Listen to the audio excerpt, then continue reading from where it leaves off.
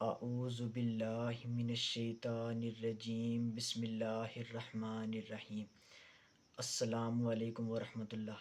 پیارے بھائیو، آج انشاءاللہ تعالی میں جس موضوع کے اوپر گفتگو کرنا چاہتا ہوں اس کا نام ہے غیبت کیا ہے اور اس کا انجام، قرآن و سنت کی روشنی میں غیبت کیا ہے اور اس کا انجام۔ تو پیارے دوستو، غیبت عربی زبان کا لفظ ہے اور یہ لفظ غیب سے مل کر بنا ہے۔ غیب کا مطلب ہوتا ہے چھپا ہوا، جو حاضر نہ ہو، اسے غیب کہتے ہیں۔ اور غیبت سے کیا مراد ہے، غیبت کا شرعی مفہوم کیا ہے؟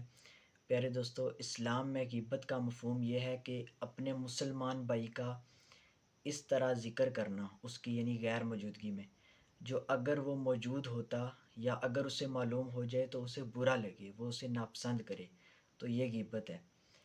اور حدیث نبوی صلی اللہ تعالی وسلم کی روشنی میں اس کا مطلب ہم معلوم کرتے ہیں۔ نبی صلی اللہ علیہ وسلم کی صحیح حدیث ہے، صحیح مسلم حدیث نمبر 6593 اور انٹرنیشنل نمبرنگ ہے 2589۔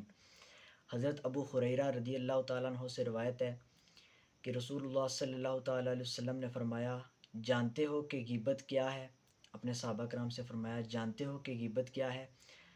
تو صحابہ کرام رضوان اللہ اجمعین نے عرض کی کہ اللہ اور اس کے رسول صلی اللہ علیہ وسلم بہتر جانتے ہیں۔ تو نبی صلی اللہ علیہ وسلم نے فرمایا، اپنے مسلمان بھائی کا اس طرح تذکرہ کرنا، یعنی اس کی غیر موجودگی میں اس طرح تذکرہ کرنا جو اسے ناپسند ہو، یعنی اگر اسے معلوم ہو جائے یا اگر وہ وہاں موجود ہوتا تو اسے ناپسند ہو، اسے برا لگے، تو یہ غیبت ہے۔ تو صحابہ کرام رضوان اجمعین نے عرض کی کہ اگر اس میں وہ بات واقعی موجود ہے جو میں نے کہی تو کیا یہ بھی غیبت ہوگی؟ یعنی صحابی نے پوچھا نا کہ اے اللہ کے رسول، جو میں نے اپنے بھائی کے متعلق بات کہی اگر اس میں وہ بات واقعی موجود ہے، تو نبی صلی اللہ علیہ وسلم نے فرمایا کہ جو تم نے کہا اگر اس میں واقعی موجود ہے تو تو نے اس کی غیبت کی، اور اگر وہ بات اس میں موجود نہیں ہے، یعنی وہ عیب اس میں موجود نہیں ہے جو تو نے بیان کیا، تو پھر تو نے اس پر بہتان لگایا۔ صحیح مسلم۔ تو اس حدیث سے پتہ چلا کہ اگر جس مسلمان بھائی نے کسی دوسرے مسلمان بھائی کے بارے میں جو بات کہی ہے اگر اس میں وہ واقعی موجود ہے تو اس نے اس کی غیبت کی ہے، اور اگر وہ عیب اس میں موجود نہیں ہے تو اس نے اس پر بہتان لگایا۔ یہ دونوں بڑے سخت گناہ ہیں، غیبت بھی اور بہتان بھی۔ اور ایک ہوتی ہے چغلی۔ چغلی کیا ہوتی ہے؟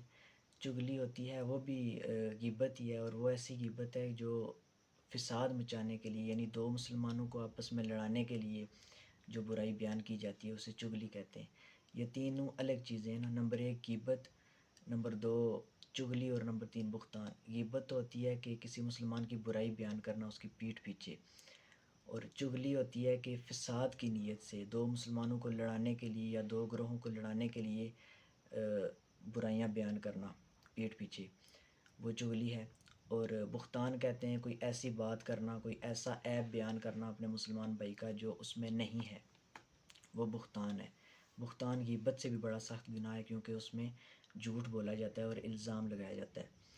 تو پیارے دوستو، یہ غیبت بہت سخت گناہ ہے۔ قرآن مجید میں اللہ سبحانہ و تعالیٰ فرماتا ہے، سورۃ الحجرات سورت نمبر 49 اور اس کی آیت نمبر 12، اللہ سبحانہ و تعالیٰ فرماتا ہے، وَلَا تَغْتَبْ اعوذ باللہ من الشیطان الرجیم بسم اللہ الرحمن الرحیم وَلَا تَغْتَبْ بَعْضُكُمْ بَعْضًا، اور تم میں سے کوئی کسی کی غیبت نہ کرے، اور تم میں سے کوئی کسی کی غیبت نہ کرے۔ اس کے بعد فرمایا، کیا تم میں سے کوئی یہ پسند کرتا ہے کہ وہ اپنے مردہ بھائی کا گوشت کھائے؟ تمہیں تو اس سے گن آئے گی، اور اللہ سے ڈرتے رہو، بے شک اللہ تعالیٰ توبہ قبول کرنے والا، رحم کرنے والا ہے۔ تو اللہ تعالیٰ نے بڑی زبردست مثال بیان فرمائی ہے۔ پہلے تو غیبت سے منع فرمایا، وَلَا تَغْتَبْ بَعْضُكُمْ بَعْضًا، اور تم میں سے کوئی کسی کی غیبت نہ کرے۔ اس کے بعد فرمایا، کیا تم میں سے کوئی یہ پسند کرتا ہے کہ وہ اپنے مردہ بھائی کا گوشت کھائے؟ تو پیارے دوستو، غیبت کرنے کو اللہ تعالیٰ نے مردہ بھائی کا گوشت کھانے سے تشبیہ دی ہے، اور یہ کیوں دی ہے؟ اللہ تعالیٰ نے یہ مثال کیوں بیان فرمائی ہے مردہ بھائی کا گوشت کھانے والی؟ غیبت سے اس کا کیا تعلق ہے؟ تو پیارے دوستو اس کا جواب یہ ہے کہ جس طرح ایک جو مردہ شخص ہوتا ہے، مرا ہوا شخص، مردہ لاش، اس کے اگر دوسرا شخص اگر اس کی اعضائے جسمانی کو کاٹنا شروع کر دے، اس کے ہاتھوں کو، اس کے پاؤں کو، اس کی ناک کو، اس کے کانوں کو، اور کھانا شروع کر دے، تو وہ مردہ اپنا دفاع نہیں کر سکتا۔ اس مردے کو تو خبر بھی نہیں ہے کہ مجھے کاٹا اور کھایا جا رہا ہے، وہ اپنا دفاع نہیں کر سکتا، اپنے آپ کو نہیں بچا سکتا۔ اگر زندہ شخص کے ساتھ اگر یہ سب کچھ کیا جائے، وہ تو اپنا دفاع کرے گا، مردہ نہیں کر سکتا۔ اسی طرح جو غیبت ہوتی ہے وہ اپنے مسلمان بھائی کے پیٹھ پیچھے کی جاتی ہے اس کی غیر موجودگی میں۔ تو وہ جس کی غیبت کی جا رہی ہوتی ہے اسے نہیں معلوم ہوتا کہ میری برائیاں بیان کی جا رہی ہیں، میری عزت سے کھیلا جا رہا ہے۔ اگر وہ وہاں پہ موجود ہوتا جہاں اس کی برائیاں بیان کی جا رہی ہیں، یعنی اس کے سامنے اگر برائیاں بیان ہوتی، پھر تو وہ اپنا دفاع کر سکتا، اپنی صفائی پیش کر سکتا، لیکن اب وہ حاضر ہی نہیں ہے، وہ موجود ہی نہیں ہے، تو وہ اپنا دفاع کیسے کر سکتا ہے؟ وہ اس مردہ لاش کی طرح ہے جو اپنے آپ کو نہیں بچا سکتی، اپنا دفاع نہیں کر سکتی۔ تو اس بیچارے کو پتہ بھی نہیں ہے کہ میری عزت سے کھیلا جا رہا ہے۔ تو یہ غیبت اسی لیے مردہ بھائی کا گوشت کھانے کی مثال دی گئی ہے۔ اور اس کا انجام بھی سن لیں۔ انجام بیان کرنے سے پہلے ایک حدیث بھی عرض کر دوں۔ سنن ابی داؤد میں حدیث موجود ہے صحیح سند کے ساتھ۔ سنن ابی داؤد حدیث نمبر 4882، حضرت ابو ہریرہ رضی اللہ تعالیٰ عنہ سے روایت ہے کہ رسول اللہ صلی اللہ علیہ وسلم نے ارشاد فرمایا، ایک مسلمان کے لیے دوسرے مسلمان کا خون، مال اور عزت حرام ہے۔